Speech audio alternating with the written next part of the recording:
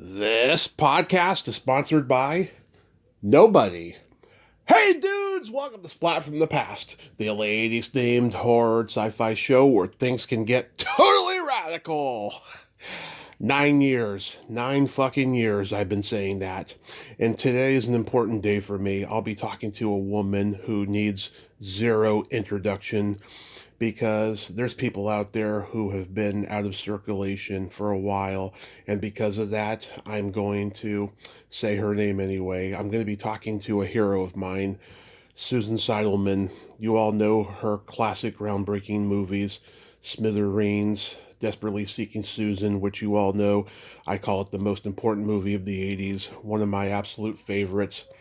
Making Mr. Right, one of my very favorite rom-coms. Cookie, She Devil. She directed early episodes of Sex and the City, and now she has a memoir out called Desperately Seeking Something, a memoir about movies, mothers, and material girls, which I highly recommend. It's so funny and sweet and just a great read overall. You can go to Amazon.com.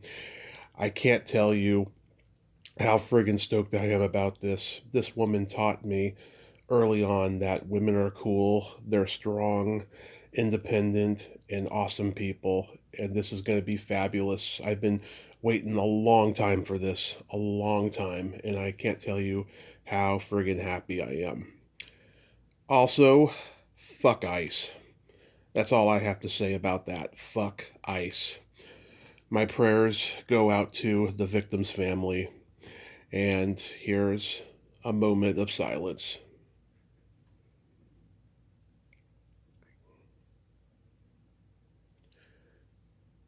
Rest in peace, the victims of ICE. So, yeah, here is my interview with Susan Seidelman.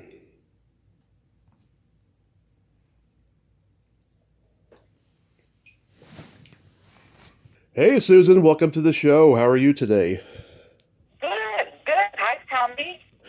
Yes, I cannot tell you how much I appreciate you coming on. I hope this doesn't sound pretentious, but from an early age, your movies taught me that women are cool and how to treat women. So I thank you so much for coming on today, Susan. This means a lot to me. Thank you for saying that. So let's start with your book, Desperately Seeking Something, a memoir about movies, mothers, and material girls. I thoroughly enjoyed this book so much. I felt like when I was reading this that we were kindred spirits because there are things that happened in your childhood that happened to me as well. Like you said that you used to watch black and white B horror flicks and get high off childhood farts. I did too. Those things have in common, right? Yeah. Yeah. What were some of your favorite creature feature movies? Well, I watched all those. Oh God.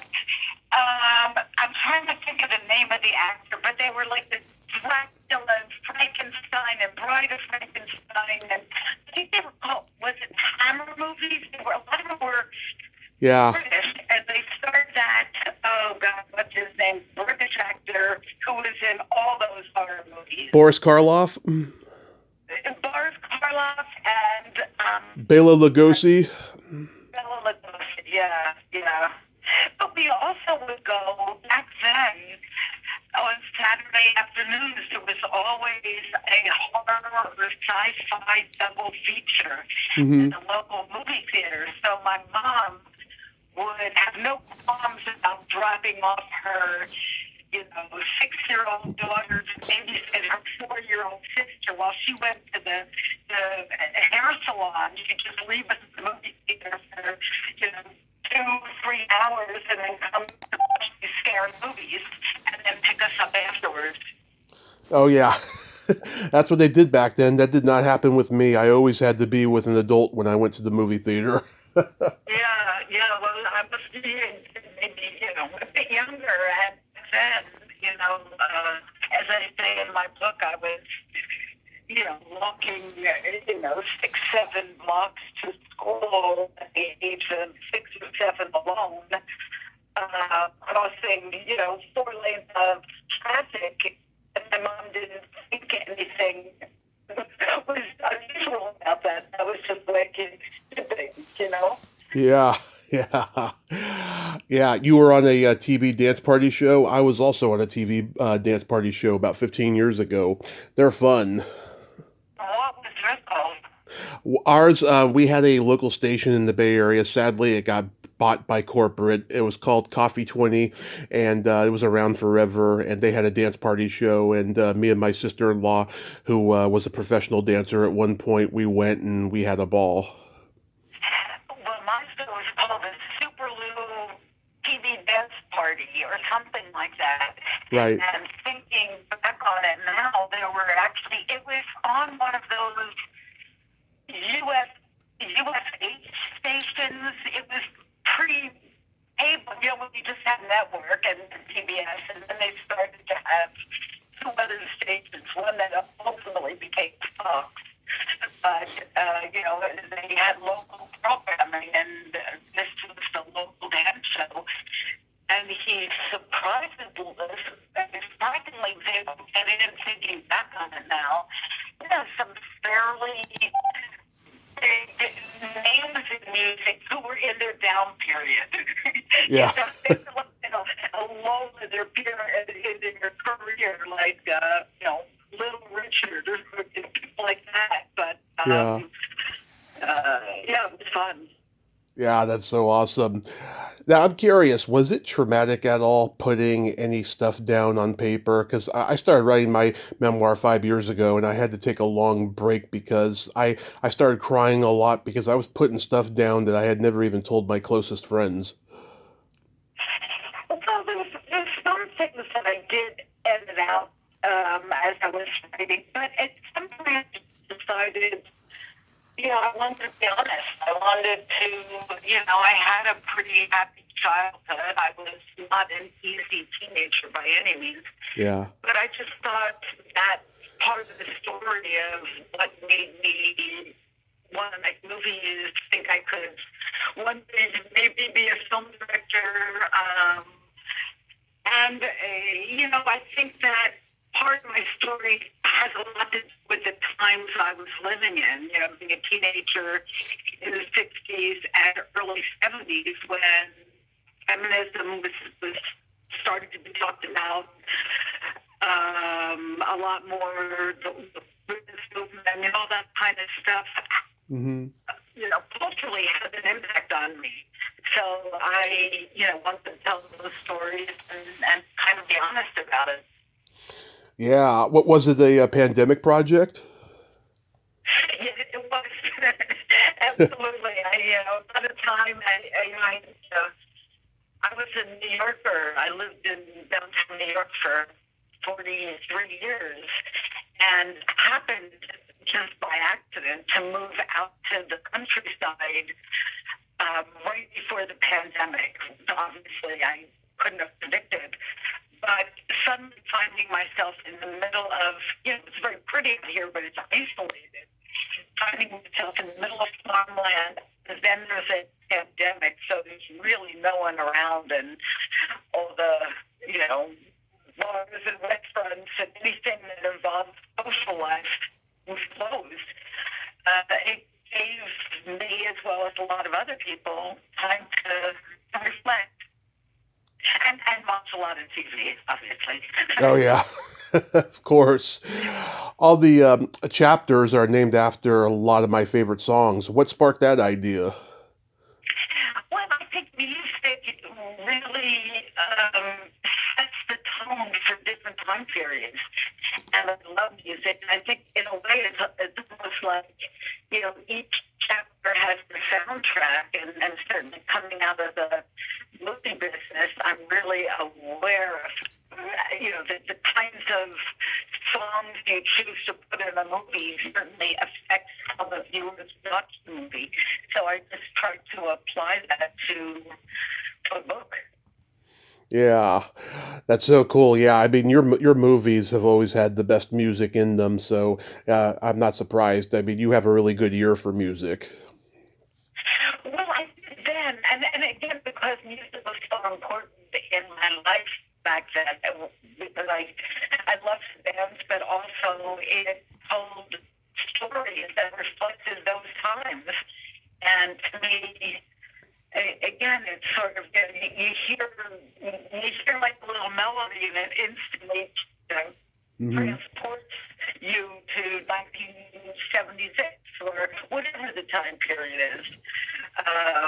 So to me, it's just a great shortcut to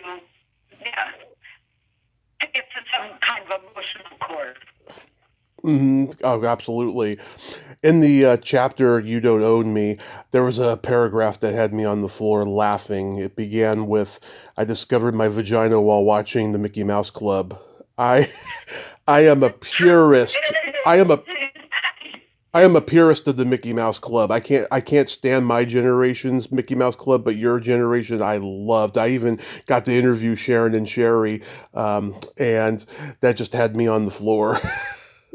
Yeah, well, again, you were saying with the thing, that was a little paragraph that I put in, took out, put in, took out, because, Yeah.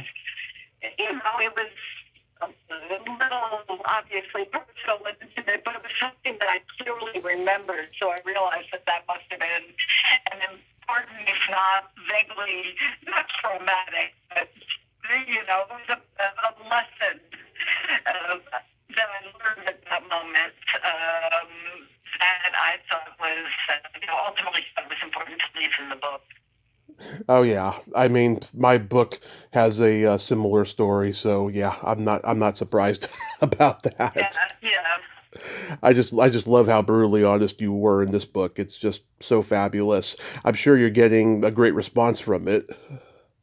Well, I have. I mean, it came out now. It's over a year, but you know, it got nicely reviewed. But what interested me more were emails or messages I got from people who related to some of the things I said, and I also didn't know exactly who I was writing it for. Like I didn't sometimes when you're working on a movie, you kind of imagine who the audience is. I had never written a book before, so I didn't know who might be interested in reading it, whether it was, just a female audience or whether it was film only people who were interested in film.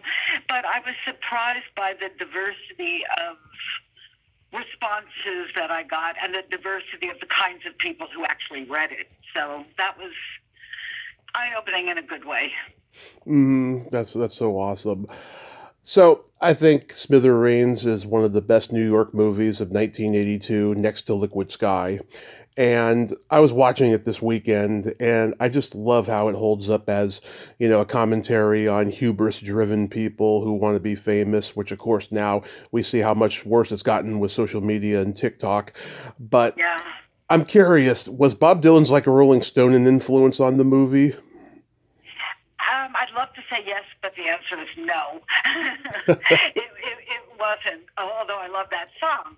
But Yeah. it was really, at the time when I started it, because it took 2 years to film, Hmm. but I think when I first started uh, writing notes and thinking this is the movie I wanted to make, I had graduated from NYU Film School, which was located at that time on 7th Street and 2nd Avenue. So it was kind of in the heart of the downtown East Village scene of that time. Now the East Village has expanded and it's all different. But back then, so I couldn't help but feel what was going on culturally at that time. The way the neighborhood. I had moved down there in actually 1974, Hmm. and it was like the end of the hippie period, and it was interesting to watch how the hippie culture was slowly morphing into something that didn't quite have a name yet, that ended up being, maybe the punk scene and then ultimately the new wave kind of music scene.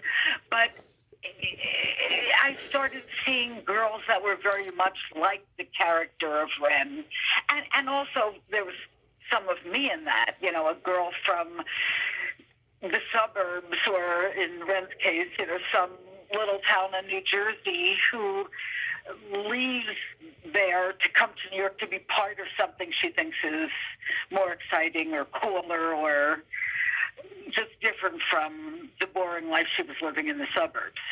Hmm. So that theme was something that I related to personally, but I also saw a lot of those characters hanging out downtown.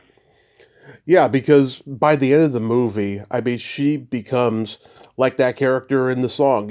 She's a complete unknown with no direction home, and both guys are Yeah. out of the picture, and we don't know what her future is going to be, and she don't even know it, but she's in denial. you know? She's in denial, but in some ways, I know some people, and it could be interpreted as a sad ending, but the thing that I liked about that character was that I thought she was so resilient. She was Hmm. like one of those people that you could knock down and they kind of pop back up, and Yeah. um, so I'd like to think that at the end she will continue to be resilient, although it does end with that freeze frame where she's totally confused about where she's going to go next, and probably so is the audience. Yeah, in the nightclub scene, when the woman is singing Barry Manilow's "At the Copa," I'm curious. Did you guys have to go through red tape to get the rights to use that song? Ooh, I don't know the answer to that.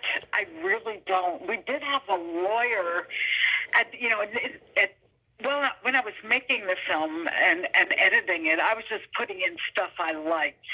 Hmm. But when it came time to when I when I realized that I had to deal with distribution issues, I did hire somebody to do some clearance. But to be quite honest, I was just a filmmaker. I didn't concern myself as much as I probably could have with all the legal issues. Just like when I was filming the movie, I didn't know I needed permits to film on on Oh New York yeah. City streets. I just, you know, Oh, did it. oh yes. So many people I've talked to who made low budget movies said that there were no permits for a lot of things that they did. Yeah, I mean, things are different these days, and film students kind of are much more savvy about the proper way to go about doing things. And I've taught at NYU Tisch over the years, and I know that that's a big thing in the production classes, knowing how to, file the paperwork that needs to be filed, knowing how to work with the unions, and all that Hmm. kind of stuff. Get location permits.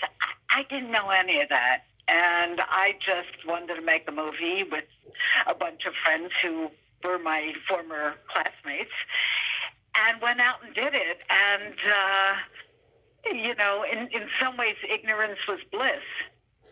Yeah, I mean, I know that songs were a lot cheaper back then, but that song was such a huge hit in the '70s, and here you guys were shooting with a shoestring budget. Like I can't imagine, that it wasn't too much. It wasn't that expensive to use back then. So that's why. Probably not. And also, it wasn't the actual recording, it was somebody else singing it. So I Right. probably had her sign something to give me permission to use that. But a lot of the other music was just, downtown bands that weren't that well known, and the record company, and I think it was somebody who had worked at Sire Records, which was like the punk label of that time. Oh yeah. A guy named, I think his name was Richard Gotterer, Yep. just sort of gave me permission to use like the Richard Hell stuff and ESG, and I forget the other bands that I used. The Ray Beats, I think, was another band, but it was all, I mean, I don't even know if for example, the Feelies. I don't know if they were actually paid. I think they did it for the credit. Well, I got Brenda Souter coming on next week. I'll ask her. Oh, okay.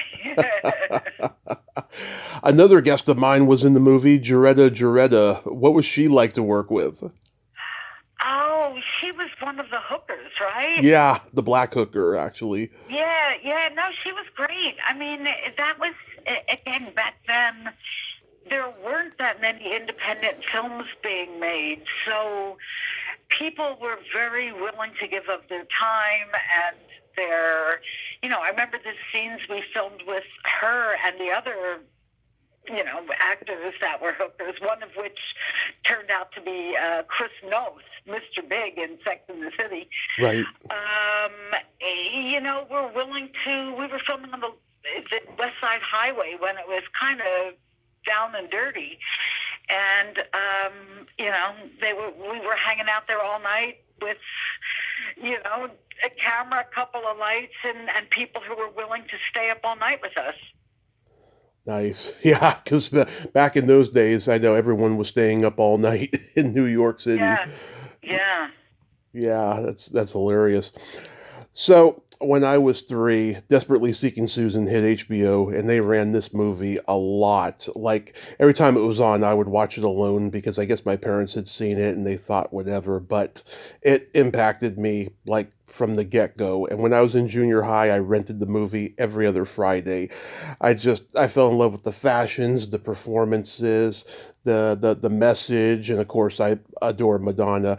And I think this is the most important movie of the 80s. I asked Midge and Sarah to come on here for the 35th back in 2020. They both turned me down, and I told them both, this movie needs to be in the Library of Congress. And I was so happy when I found out that it finally made it in. So I'll take a tiny bit of credit for that. Oh, well, thank you. Absolutely. Is it true that Suzanne Vega auditioned to be Susan? I wasn't that well known at the time. Yeah. So I have heard that story too. I don't remember the audition, but I have heard that, so I'm going to guess maybe she might have been the one to say that, so I'm going to guess it's true. But there was certainly a lot of sort of personalities that auditioned that went on to become quite famous. People like, I'm trying to think of people, Ellen Barton and Amy Curtis and Jennifer Jason Leigh and Wow. what's her name?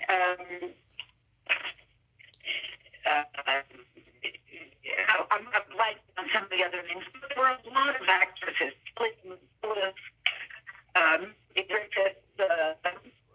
All Yeah. came in.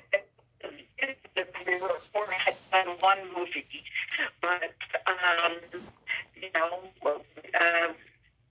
ended up with done because she was just so right. Yeah. So, Mark Blum agreed to come on here, but he passed shortly before that was going to happen. I'm still sad about that, but his performance in the movie is great. How did you come to cast him? Well, it's interesting because I was working with casting directors, Risa Brayman and Billy Hopkins, Hmm. and this was their first movie. It came out in New York Theater, and that's where Mark started. He was a theater actor, and Billy and Risa knew all the up-and-coming theater people like Mark, like Laurie Metcalf, Hmm. Will Patton, Yeah. And when I auditioned him, I just thought he was perfect for the role because he was funny. He knew how to be kind of self-deprecating, but still, with his sense of humor, he could make fun of himself, but not make himself be pathetic or diminished. And he's just a wonderful actor with good timing. So he's perfect for the role. Yeah, I can't imagine anyone else playing that role. He was just fantastic in it. I did get to interview Jose Santana that year, and he's a character. He's a talker. What do you remember about him? Well, I remember that he did a great job at Tina Turner wig in as the owner of Love Saves the Day. Hmm. He was a cast was great to work with.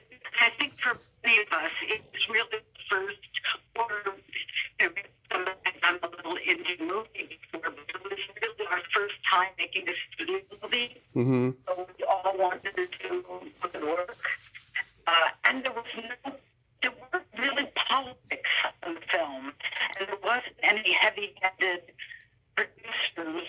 Mid-Sarah, the producers, this is the first movie. It was my movie, Yeah. So it wasn't like I had a heavy producer beating over my neck and telling me what to do. So I think there was a kind of good spirit on the film, and also there was a certain amount of trust, allowing the actors to kind of play with the characters a little bit. I mean, one of my favorite duos Mm-hmm. in the film was actually Mark Blum and Lauren Metcalf. I think it's so funny as brother and sister, the way they kind of pick each other. And then, of course, with Ray, who, a lot of the film, it was very scripted, but, I like a little bit of improvisation to loosen things up and keep it fresh. So there was always some other that, he improvised stuff which are very funny, like the line, "She's got great teeth." Yeah. He just made them up on the spot, and it was funny. That's got to be the dirtiest joke he's ever told in his whole career. Yeah, I love Stephen Wright. I think that was one of the most genius pieces of casting in that movie. It's just something you don't expect. You see him and you go, oh, it's that guy that's really funny on the Tonight Show at that time. Right, right. Well, it's a real interesting mix in terms of casting, because we had all these theater actors who were professional actors who gone to acting school and studied, and we're doing theater in New York. And then there was this other group of underground New York celebrities, the Richard Hills, Yeah. at Claire, Richard Enton, who had been in Jim Jarmusch's movies. Even the mentioned Liquid Scott in Carlisle had a little Yep. in there. So because the film was set in downtown New York, what's important is sprinkle in some authentic downtown New York characters. So I think that the mix of all these different kinds of performers and actors is what I hoped gives the film authenticity, and in some ways is able to be like a little time capsule of that time. Yeah. In that world. Yeah, you also had a very young John Turturro as the club owner, and of Yeah. course he's gone on to become huge.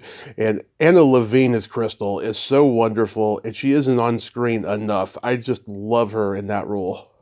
Yeah, she's great. And that's what I first, well, I knew who Anne Magnuson was. I kind of knew her from hanging out downtown. I had gone to Club, was it 57?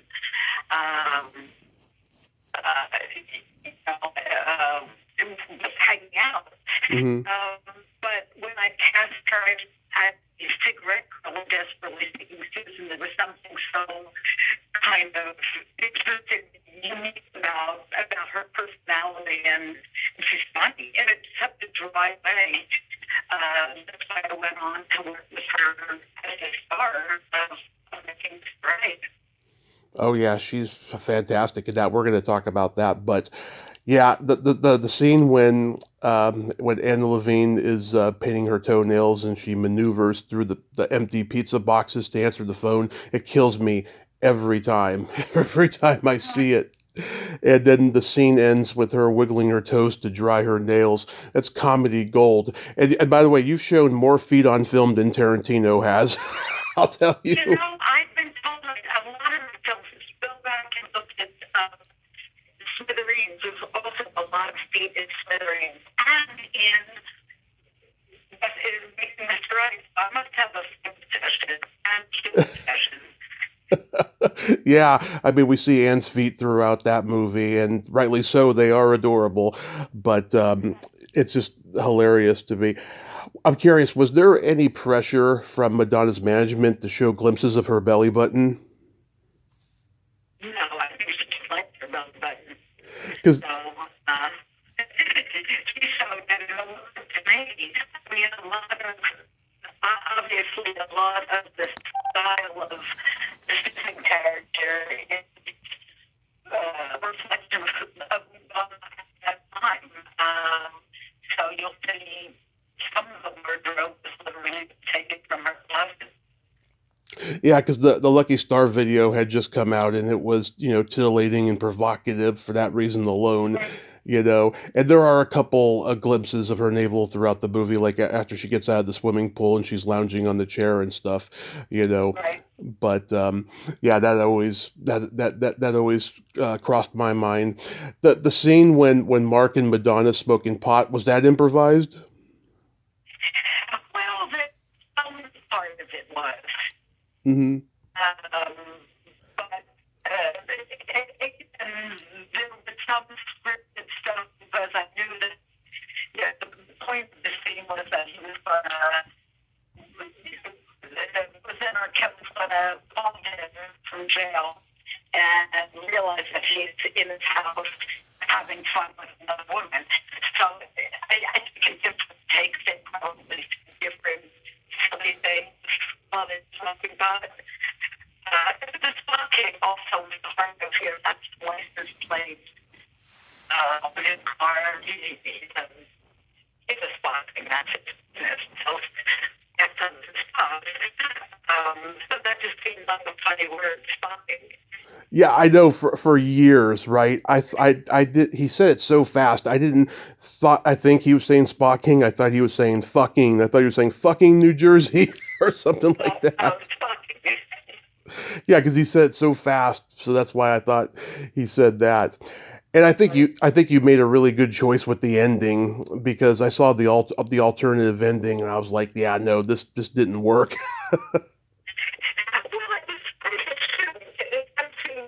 Well, it's to, the alternative ending for those who may not know what that is that the Madonna and Arquette Hmm. end up in the desert, supposedly in Egypt on camels, once in their next adventure. But what I realized something, and this is during some of the previous screenings we had, Hmm. I'm sure students still do it, but they made you test market your film to various audiences and theaters and whatever.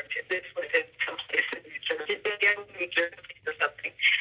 I realized that they'll have too many endings, and that when the ending that now exists in the film, and that came up, I was sort of, I felt like they felt satisfied, and I don't know if they applauded, but I felt like they thought it was beginning. Then the film went on for another 5 minutes.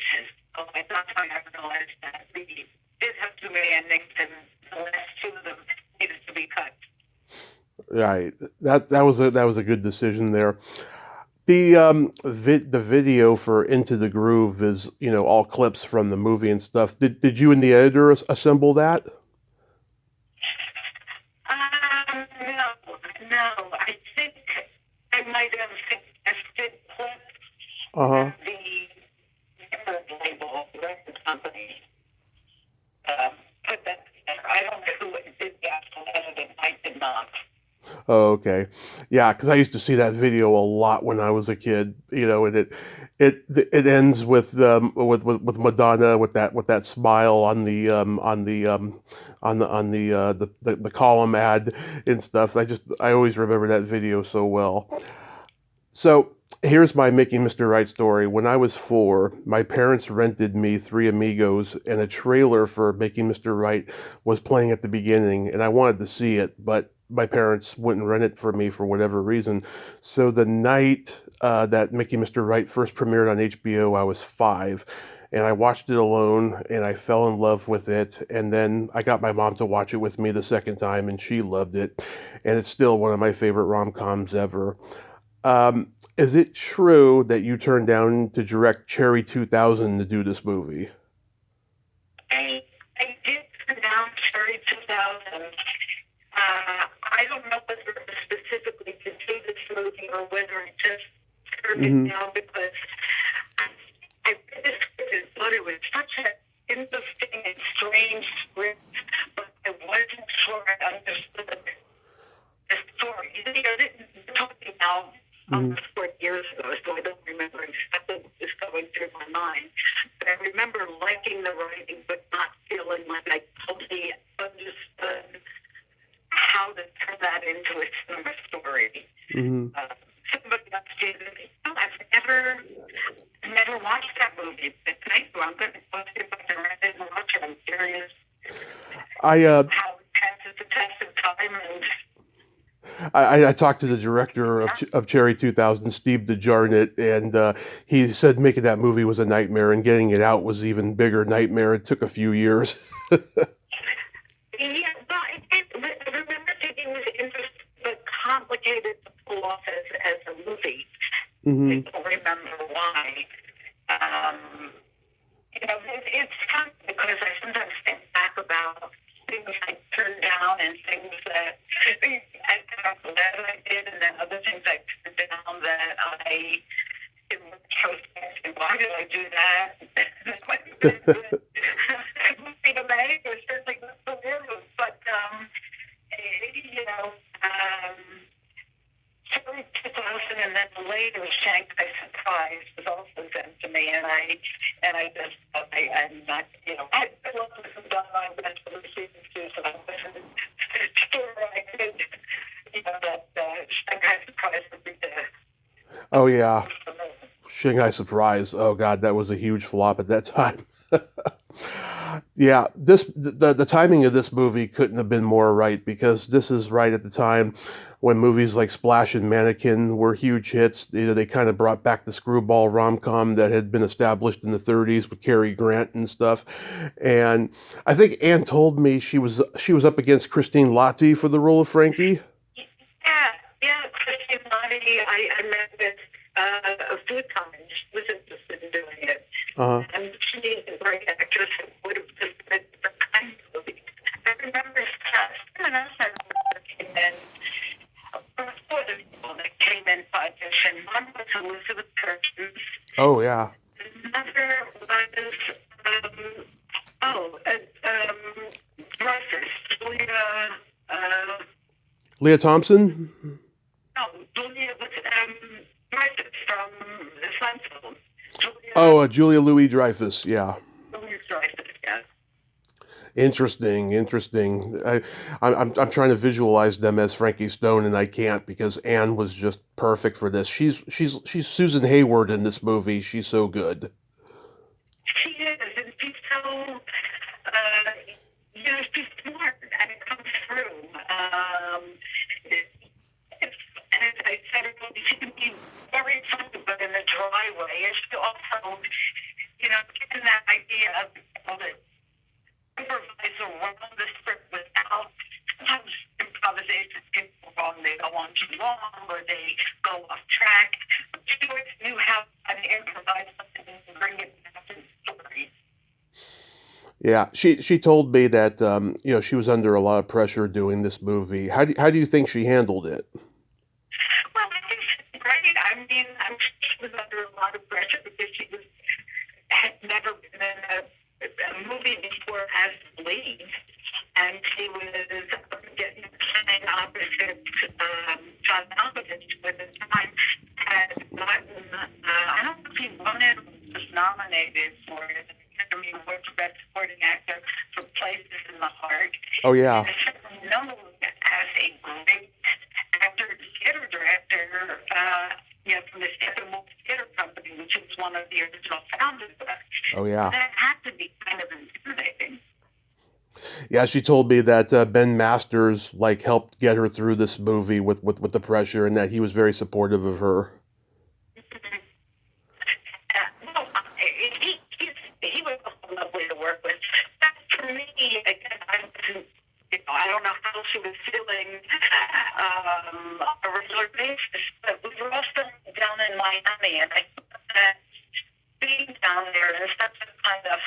environment. So I put me in the mood because the colors, the dramatic colors, I think, kind of got infused in this film. All the Art Deco architecture, the kind of retro sci-fi Yeah. feeling of the piece, brightness and quirkiness of it all, and Miami certainly is a quirky place. Yeah, I mean, I love how you married the two concepts of that with the sci-fi and the quirkiness, the of what you learned from being in New York for as long as you did in that punk culture and stuff. Just the way that you married the two concepts, the person who's subversive and dresses a quirky kind of way and everything like that. I just think it was a fantastic idea. We recently lost Laurie Frank, who co-wrote the movie. She was another one that agreed to do the podcast, but we never got to, sadly. Was she on set? Was she a good collaborator?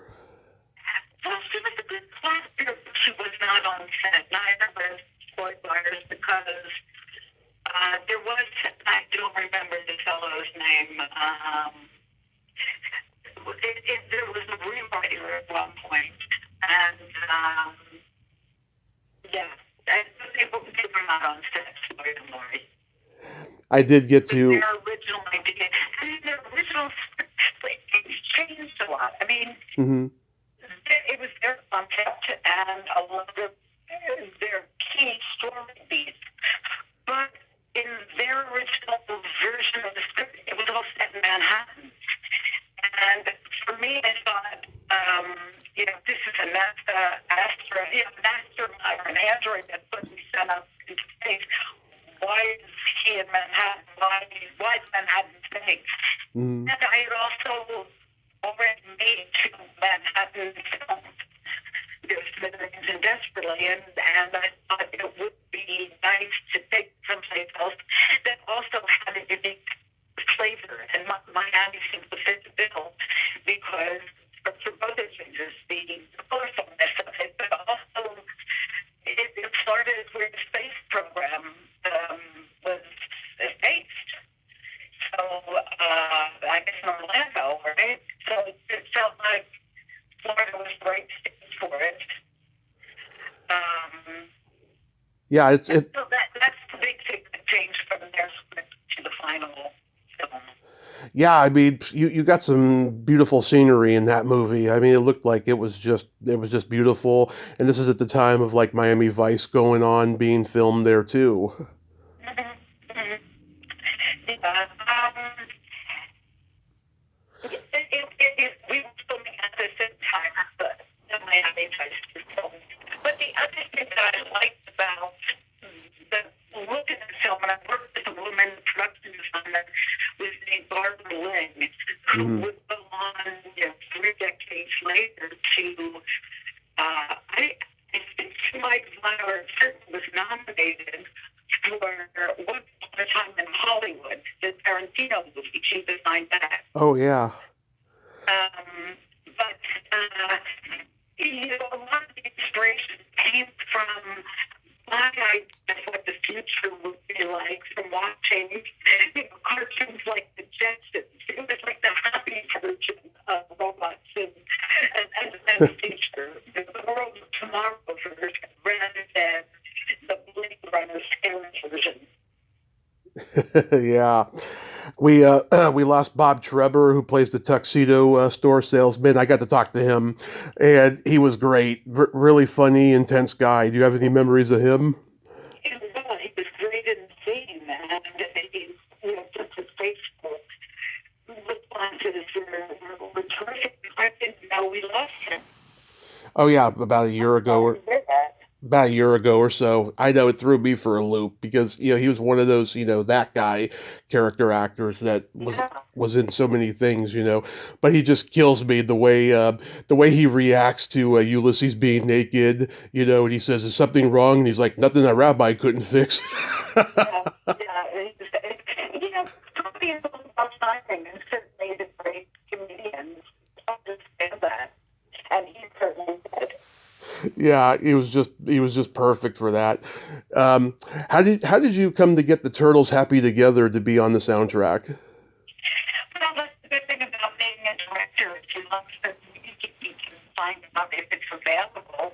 And that was a song. Again, it was the fact that it was kind of upbeat. It felt very in the style of from the style of the movie. And I thought that there was, also something ironic about Jacob coming together with the woman and an android. In fact, that, seems like, funny and ironic at the same time. So I found out that the rights were available, and then the Turtles guys were willing to do the music video. Yeah, did you direct the music video? I did not. Okay, yeah. Flo and Eddie are in the Ulysses jumpsuits. It was pretty funny seeing them in those jumpsuits, and I remember that video very well. I love the story in your book about your dad's cameo as reporter number 4. It's a sweet little anecdote you put in there. I'm glad you did that for him. Yeah, he's no longer with us now, but so I'm very glad about his visiting card. And I remember, seeing him, he was so neat because, as a SAG actor, he would get residuals. His residual checks were like $1.75 or whatever it was. But yeah, it was funny because my father was kind of a strong character in real life. I never thought of him as being shy. But Yeah. suddenly when the camera started to roll, it was so nervous, he kept, blowing his one line. It was wonderful. Yeah, that's so cool, though. The Indian actor Harsh Nayar, who plays Dr. Rambus, he's great, and he was in Desperately Seeking Susan, playing what was he, an Egyptian diplomat in that?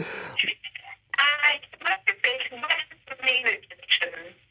I mean, there was a whole scene that had dialogue, actually. Mm-hmm. In Desperately Seeking Susan, when it was recorded.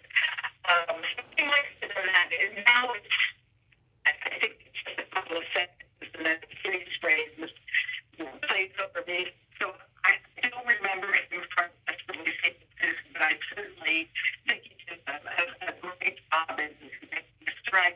I mean, that was what I liked about making these movies. There were just some funny, such wonderful little cameo roles like Polly Bergen as Kathy Stone's mother, and getting to work with Susan Berman again, who's the star of Smithereens in that part as, Frankie's punky younger sister. Mm-hmm. I love the little details of movies that, you can watch the movie over and over again and note something different each time. With different character actors. So for me, it was fun to have all those different people, as part of the movie. I learned the Hebrew term Meshuggah from this movie as a kid, because yeah, because Donald's manager and his friend used that term. I have a lot of Jewish friends, and they call me Meshuggah Tommy. And so, like every year around Hanukkah time, I say Happy Hanukkah to all my Jewish friends, Meshuggah Tommy. It's a good word. It comes in handy. Yeah. I have a quick question about Sex and the City. Um, in your book, you mention that the kind of locker room talk that you and your girlfriends would have in your childhood made its way onto the pilot. Now, I'm curious to know, did Candace Bushnell always know that she was going to have a girl talk scene in every episode, or was that something she kind of took from you as the show went on? She didn't take it from me. She would have taken it from Darren Star and his team of really talented writers, many of whom went on to create shows of their own. Mm-hmm. But again, for me, I was involved in the pilot episode, so I had no idea whether the girls sitting around the table kind of doing their girl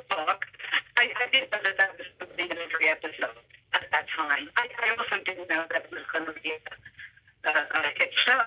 I Mm-hmm. knew that I liked the script when Darren sent it to me, and that I thought I could kind of imbue my stuff into it visually and in terms of just little character quirky things. Mm-hmm. But I had no idea it would. I had no idea it would even make it into a series. You know, they filmed a lot of pilots that never go to series, so that was, you know, I was surprised when it did. Happy that it did, but had no idea it would become a benchmark of the 90s. Yeah, well, as a viewer, I could tell you, I knew from the moment I saw the pilot it was going to be a huge hit because it had all the right ingredients. The opening was right, the casting was right, just everything. I just knew it was going to last a while. There was something about it. Well, again, you know, when you look at the pilot, it's a little bit different Mm-hmm. than the rest of it. It's a little grittier, actually, I think, than the series, certainly as it progresses. But, you know, Carrie lives in a different apartment in the pilot episode. She lives above a coffee shop. She doesn't live at Brownstone in Greenwich Village. Mm-hmm. She has short brown hair. She's not a blonde. You know, there are a lot of things that changed as the show, after the show went to series, and certainly as it progressed over its seasons. Cynthia Nixon's hair was super short in the pilot. I remember. I remember that. You Yeah, know, I yeah. I look at it now and I was like, wow. I mean, I could understand. She probably didn't know that the show was going to be as big as it was either and stuff. But she grew her hair out a little bit and looked a little bit better. But it was super short. I remember in that pilot. Yeah, yeah. Also, the characters talk to the camera in the early episodes, Right. and then they stopped with that starting in season two. Yeah. I know. When I was watching the pilot recently, I was like, I forgot all about that. That there was breaking the fourth wall. You know, Yeah, exactly. crazy. So what do you got going on these days? I really liked writing, so I'm actually 2 years into a fiction book I'm writing. Mm-hmm.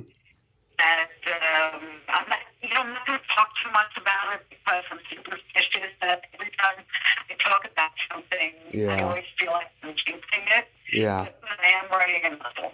That's something. Well, as you know, I mean, this is the most insane time the film business has ever been. But do you have a desire to make a film again? I have this one script that I've also been working on with my partner Jonathan. That's set in Grand Central Station in a bar in Grand. People that meet at a bar in Grand Central Station. That's Uh-huh. very New Yorky and I think very contemporary in its theme. I'm not going to go into detail because Yeah. yeah, I was saying that I think, the movie business has changed so much since it started in the 80s and 90s. Hmm. The studio system has kind of fallen apart. Yeah. Everything now is streaming, and quite honestly, I have a lot of, there are a lot of bad things about the old studio system. The one interesting thing is, I think the people running the studio genuinely loved movies. Yeah. They were chauvinistic, and there was boys club events, and it certainly wasn't easy for women at that time. But the people running the studios genuinely loved the movie business. And I don't know if that's the same these days with Netflix and, all the streaming services that don't think about the movies in the same way. And I don't even know who, the decision makers to be coming from another background, Hmm. it's just that different world. I know nobody takes chances anymore making movies, you know. I mean, at least your films took chances. You're the last of your kind, Susan, and you know, I hope you make something new because I think the world needs your voice. Thank you so much. So, there's this one movie I've kind of focused on one to make and talking to some casting directors at the moment. And hopefully it'll get made. But again, I'm a big, I grew up watching movies in movie theaters where it was so magical. Right. And even though now it's like everyone else, I get hooked on streaming series and I watch most of the movies on my big flat screen TV. Hmm. It's not the same magic. It's just a different thing. I know. I hope to God that we get back to the way things were. You know, if we're not killed first, you know, it's just I know. The bigger kids are up with right now, so yeah. So, Desperately Seeking Something is available on Amazon, and do you have a website? no, I don't. Okay, so people can get it on Amazon. They can. Susan, once again, I can't tell you what an honor this was today. I'm going to go cry because dreams really do come true. I thank you for not only coming on today, but thank you for teaching me through your movies that women are amazing and that, you know, it's best to treat them right. And I hope you have a great day and be safe out there. And thanks so much for a very fun conversation. Thank you so much. Bye bye. Bye bye. Well, there you have it. Susan Seidelman. Ain't she a sweetheart? Oh my God. I freaking loved her. Yeah, the sound was a little wobbly in connection. That happens every time I call the East Coast, but hey, it was a solid conversation. And the phone did, lose signal a few times and I had to call back, but it was a solid conversation and I feel so freaking lucky. And I'm so glad that Susan and I could talk today. And I love those movies. Go get her book. Once again, Desperately Seeking Something, a memoir about movies, mothers, and material girls. And you will not be disappointed. It's a wonderful read. Well, until next time, this is Tommy Throwback Kovac saying there's no shame in living in the past because the present sucks. Liar, dudes! Get into the groove. You've got to prove your love to me. Yeah.